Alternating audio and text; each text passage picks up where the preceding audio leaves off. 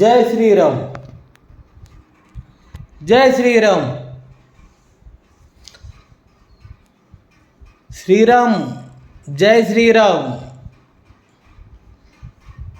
మన హిందూ ప్రజలందరికీ తెలియజేయడం ఏమనగా, శ్రీరాముడు అంటే మన భక్తుడు. తన భక్తులం మనము, మన భక్తుడు కాదు, తన భక్తులం మనము. అందుకని చెప్పేసి ప్రతి ఒక్కరు రామనామం జపించండి. రామ రామ, ఓం నమ శివాయ, హరే కృష్ణ కృష్ణ కృష్ణ హరే హరే, హరే రామ రామ రామ హరే హరే.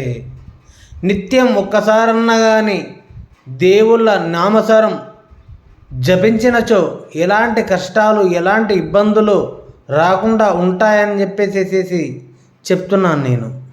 నేను చెప్పడం కాదు, ఈ సృష్టి, ఈ పంచభూతాలు, భూమి, ఆకాశం, నీరు, నిప్పు, వాయువు, ఈ పంచభూతాలు చూసుకుంటాయి. ఎవరైతే దేవుడిని నామ స్మరిస్తారో వారికి ఎలాంటి ఇబ్బందులు ఉండవు.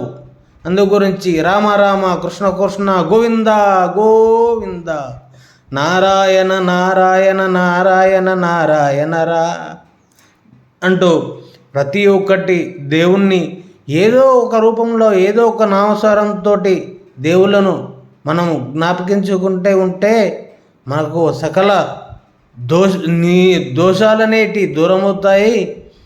శత్రుశేషం అన్నది ఉండదు.